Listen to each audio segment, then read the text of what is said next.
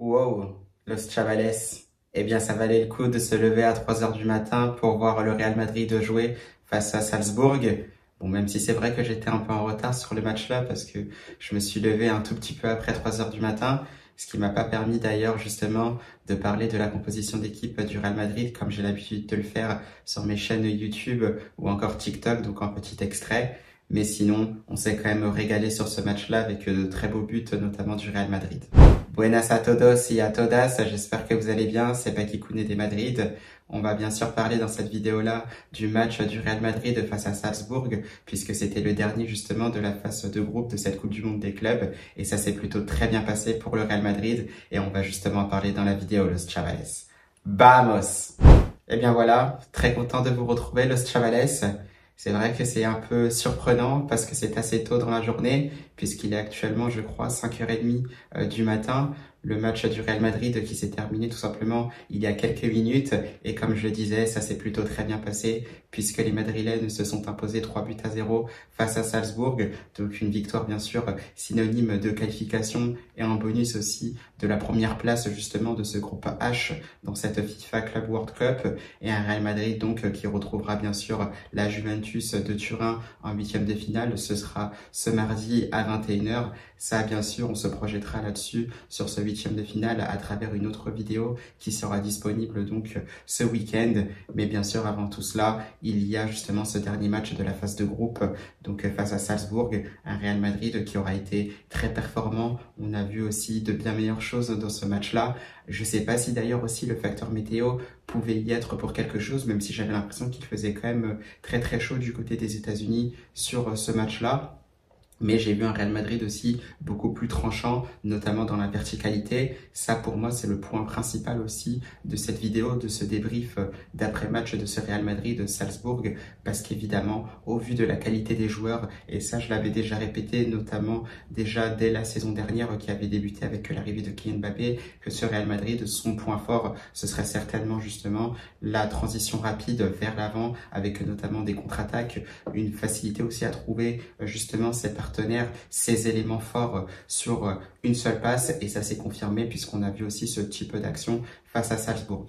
Donc on était vraiment très content dans la performance du Real Madrid dans la globalité. Un Real Madrid qui s'est présenté aussi comme prévu, d'une part avec l'absence de Kylian Mbappé et aussi la suspension de Raúl Asensio. On a gardé cette espèce finalement de 4-4-2 en losange avec un Arda Güler qui était beaucoup plus en numéro 10. On l'a plus vu au cœur du jeu. Bien sûr, Trent Alexander-Arnold gardait sa place en tant que latéral droit. On n'oublie pas bien sûr Thibaut Courtois dans les buts. Rudiger bien sûr avec Dean Huijsen dans l'axe, Fran Garcia en tant que latéral gauche, Tchouaméni bien sûr en sentinelle avec Fede Valverde, Jude Bellingham et Arda Güler bien sûr au milieu de terrain, Vini Junior bien sûr devant, ça ne change pas, accompagné bien sûr du nouveau crack, bien sûr de la pépite, celui-là qui fait énormément, qui fait tout simplement une grosse sensation justement dans cette plantilla, donc à l'effectif du Real Madrid, c'est bien évidemment Gonzalo Garcia qui a été bien sûr buteur. Et ça, on y reviendra un peu après sur la performance du joueur espagnol. Donc vraiment très très content de la performance de cette équipe du Real Madrid. Comme je disais, beaucoup plus tranchant. On a été assez conquis justement par certaines phases de jeu. Bien sûr, Los Chavales, on le sait déjà, avec beaucoup de respect pour Salzbourg. Ce n'était que Salzbourg. Bien sûr, on va attendre que le Real Madrid affronte d'autres équipes donc de ce tournoi qui était peut-être aussi beaucoup plus performante, beaucoup plus forte tout simplement que cette équipe de Salzbourg. Donc là-dessus, on pourra commencer à juger petit à petit. On pourra commencer à juger aussi petit à petit cette montée en puissance de l'équipe de Xabi Alonso, parce que ce n'est que le troisième match, bien sûr, du tacticien espagnol, donc à la tête du Real Madrid. Donc bien sûr, ça ira de mieux en mieux au fur et à mesure. Il faudra aussi réintégrer les joueurs qui sont blessés ou les joueurs qui étaient tout simplement malades. Donc par exemple, à la personne de Kylian Mbappé, bien sûr, Camavinga, bien sûr, petit à petit, réintégrera ce groupe. Pareil pour les Eder Militão, pareil pour Dani Carvajal. Peut-être qu'il y aura aussi des recrues au fur et à mesure, parce qu'on sait aussi que Jude Bellingham sera absent une fois que la Coupe du Monde des clubs sera terminée. Donc on attend de voir, mais on a l'impression aussi que petit à petit, les pièces manquantes du puzzle s'installeront côté Real Madrid, et on a tout simplement hâte de voir ça. Donc comme je disais, très très content. Moi, ce qui m'a frappé, encore une fois, dans ce match-là, eh bien, c'est tout simplement le point fort du Real Madrid qui ressort, comme je disais, qui ressortait déjà depuis la saison 2024-2025 avec cette arrivée de Kylian Mbappé. C'est que tout simplement, ce Real Madrid-là, en transition rapide, s'il est vraiment en grande forme, s'il se sent bien, avec des tactiques cohérentes, tout simplement, eh bien, c'est un Real Madrid qui serait vraiment très, très, très fort en contre-attaque et surtout en transition rapide. Ça a été le cas parce que regardez-moi cette passe lumineuse trouvée par Jude Bellingham pour trouver Vinicius Junior quasiment dans le dos de la défense qui permet justement aux Brésiliens de jouer les 1 contre 1 et visiblement ce Vinicius Junior là, voilà, quand il n'y a pas de tresse, quand il a sa coupe donc en crête iroquois, et bien tout simplement ça redevient le Vinicius Junior qu'on connaît. Bien sûr, tout n'est pas parfait dans ce qu'a proposé le Brésilien, mais toujours est-il que c'était toujours mieux que les prestations précédentes qu'on avait vues récemment. Mais ça souligne aussi l'irrégularité qu'avait Vinicius Junior. Un Vinicius Junior au cours de cette saison tout simplement qui avait tendance plutôt à être très bon par moment, moins bon à un autre moment. Là, pour le coup, c'était un très bon match quand même face à Salzbourg. Bien sûr, on a conscience aussi que Vinicius Junior est capable de faire beaucoup mieux, mais dans la globalité de ce match, jusqu'à ce qu'il sorte, c'était évidemment très très intéressant et il a été aussi récompensé par ce but et aussi avec son altruisme, son intelligence de jeu aussi pour servir Valverde, donc en le mettant vraiment sur orbite, l'Uruguayen n'aura plus qu'à finir en une touche de balle et ça c'est vraiment une belle prestation de Vinicius Junior et aussi un Fede Valverde beaucoup plus intéressant puisque l'Uruguayen aussi, on le voit, il se projette encore plus et là il était présent justement au cœur de la surface de réparation pour suivre cette action, pour épauler Vinicius Junior, lui offrir une solution pour que lui puisse finir derrière. Ça on aime beaucoup, c'est un Real Madrid qui est très très fort aussi dès qu'il se projette, pour moi ça c'est son point fort, même si aussi on a vu qu'il y avait pas mal de progression, beaucoup de mieux aussi dans la possession de balle, il y avait aussi des belles sorties de balles aussi qui étaient très très intéressantes. J'ai vu un moment Thibaut Courtois aussi qui s'était permis aussi de casser une ou deux lignes avec une seule passe pour trouver Jude Bellingham à un moment. Ça bien sûr c'est très très intéressant. Et pour clôturer tout ça, bien sûr, la belle performance de notre nouvelle pépite, l'un peut-être de nos nouveaux chouchous, un chouchou parmi tant d'autres aussi parce que c'est un joueur aussi qui est formé au Real Madrid, Gonzalo Garcia, qui aura réalisé aussi une belle performance de plus en plus intéressant à mes yeux. Voilà, avec ce pressing, il montre d'ailleurs la voie parce que on dit souvent que les attaquants, si ce sont les premières lignes de défense d'une équipe, là ça a été bien fait notamment par Gonzalo Garcia qui s'est battu aussi tout le long du match, qui a pressé, qui était très intéressant aussi, notamment dans les phases de possession pour le trouver en appui remise notamment, ça combinait plutôt bien. Alors bien sûr, voilà, il apprend, il a fait très très peu de matchs, il me semble, en professionnel, donc évidemment pas sûr qu'il y ait 10 matchs en professionnel avec l'équipe A du Real Madrid, donc voilà, il continue de s'adapter petit à petit Gonzalo Garcia et on attend de voir ce que ça peut donner par la suite. On sait que Kylian Mbappé pourrait réintégrer justement ce groupe, donc voilà, peut-être que ça donnerait moins de temps de jeu à Gonzalo Garcia, donc à voir comment ça pourrait se passer de ce côté-là. Mais en tout cas, l'Espagnol a été très très intéressant et même si par exemple il pouvait être aligné avec un Kylian Mbappé, un Vinicius Junior autour, ça aussi ça peut être intéressant parce qu'au niveau de sa palette qui est assez complète je trouve, puisqu'il est assez rapide, il est capable aussi de protéger son ballon, il peut gagner des ballons de la tête, ça bien sûr ça peut être très très intéressant quand on sait la vitesse aussi de joueurs comme Kylian Mbappé ou encore Vinicius Junior avec des joueurs aussi comme Güler, Bellingham ou Fede Valverde qui sont capables aussi de se projeter. Donc très très intéressant en tout cas le match de Gonzalo Garcia. Donc voilà, en globalité, c'était un très bon Real Madrid. On a vu beaucoup de mieux.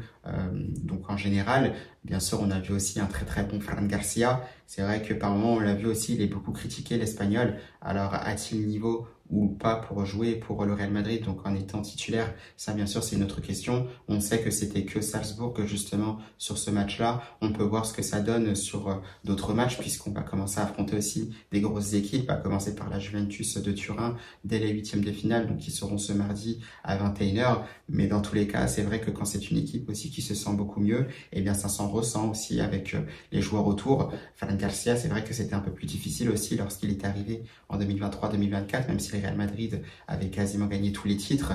Donc malgré tout, on voit que ça se passe beaucoup mieux pour le latéral espagnol. Maintenant, à voir ce qu'il se passera, parce qu'il pourrait y avoir aussi d'autres recrues en tant que latéral gauche, comme Alvaro Carreras. Bien sûr, il y aura le retour de Ferland Mendy petit à petit. Donc, on verra bien comment ça se passera. Mais dans tous les cas, Fran Garcia a été très, très intéressant.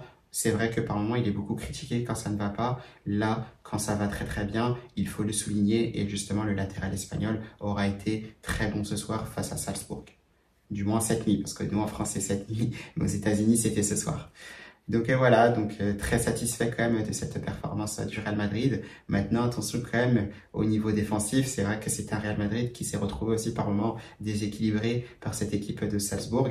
Bien sûr, c'est pas grave, comme je disais, on n'est qu'au début, on est en train justement de peaufiner tous les détails, que ce soit offensivement comme défensivement. Pareil aussi au niveau des déplacements, qu'ils soient coordonnés, donc à travers toutes les lignes pour que toute l'équipe justement soit coordonnée. Donc là-dessus, il y a pas mal de choses à travailler. Donc un Real Madrid aussi qui aura quand même concédé quelques occasions. Et attention, il faudra se méfier parce que le prochain adversaire, ce sera la Juventus qui aura beaucoup plus d'arguments notamment pour déranger cette équipe du Real Madrid. Donc on verra bien ce que ça donnera pour ce huitième de finale. On pourra commencer à jauger ce Real Madrid puisque les gros adversaires commencent à arriver et je crois qu'ils sont tous là dans cette Coupe du Monde des clubs, à l'exception bien sûr, et ça je m'en réjouis quand même, c'est l'Atlético de Madrid qui malheureusement n'est pas passé, qui était dans la poule du Paris Saint-Germain et de Botafogo. Donc les colchoneros n'ont pas pu se qualifier, malheureusement c'est le seul grand absent, j'ai l'impression, de ces huitièmes de finale de la Coupe du Monde des clubs. Donc voilà, Los Chavales vraiment très satisfait aussi dans l'ensemble de ce match-là. Donc pour un simple troisième match tout simplement du Real Madrid avec Xabi Alonso à sa tête. Le mot qu'on peut souligner tout simplement, c'est que c'est très très prometteur et on attend justement de voir la suite de cette compétition parce que la suite de la compétition, on l'a, du moins on peut la prévoir potentiellement pour le Real Madrid parce que vous le voyez avec ce tableau qui est là, il y a vraiment tout le monde, une partie de tableau, donc notamment à droite qui paraît beaucoup plus relevée que la partie de gauche où on a l'impression que Manchester City a l'air d'être le favori justement pour se diriger en finale de cette Coupe du Monde des clubs. Mais attention parce que de ce côté-là, il y a aussi de très bonnes équipes. On a vu justement Palmeiras et Botafogo qui se défendent très très bien. Il y a aussi l'Inter Milan de ce côté-là. Donc City, c'est vrai, pas favori pour cette qualification pour la finale. Maintenant, comme vous le savez, le football n'est pas une science exacte. Donc à voir ce qu'il se passera. On fera d'ailleurs peut-être une vidéo Los Chavales pour faire des pronostics, notamment peut-être pour ces huitièmes de finale dans un premier temps. Et peut-être, pourquoi pas, imaginer le potentiel vainqueur de cette Coupe du Monde des clubs. Nous, notre partie qui nous intéresse pour le Real Madrid, Los Chavales, eh bien tout simplement aller à droite puisque vous voyez le Real Madrid qui est tout en bas justement de ce tableau et qui affrontera bien sûr la Juventus de Turin. Et regardez qui pourrait affronter si on arrive à se qualifier pour les quarts de finale. Eh bien ce serait le BVB, donc le Borussia Dortmund. Match très très intéressant parce qu'on pourrait avoir deux Bellingham justement sur la pelouse. Donc les frères Bellingham, donc Jude et Job qui pourraient s'affronter en quart. Ça pourrait être vraiment très très intéressant. Le Borussia Dortmund, je crois, qui affrontera les Tigres de Monterrey. Donc bien sûr les Tigres de Monterrey, l'équipe de Sergio Ramos qui se défend aussi très très bien. Donc c'est un match pas gagné d'avance aussi pour le Borussia Dortmund. Donc on verra bien ce qu'il se passera de ce côté-là. Et regardez aussi, si on regarde un peu plus haut, parce qu'on peut retrouver le Paris Saint-Germain, l'Inter Miami ou encore le Bayern Munich. Ça, une de ces trois équipes-là, pourrait être le futur adversaire du Real Madrid, donc dans une potentielle demi-finale. Mais pour l'instant, on n'en est pas là parce que le Real Madrid doit d'abord vaincre la Juventus de Turin en huitième de finale, un match qui ne sera pas facile. Donc déjà, avant d'imaginer aussi un potentiel quart de finale avant le BVB, il faut d'abord battre cette Juventus de Turin. Et comme je disais, on se projettera bien sûr sur cette rencontre-là. Donc ce week-end, le Real Madrid face à la Juventus de Turin.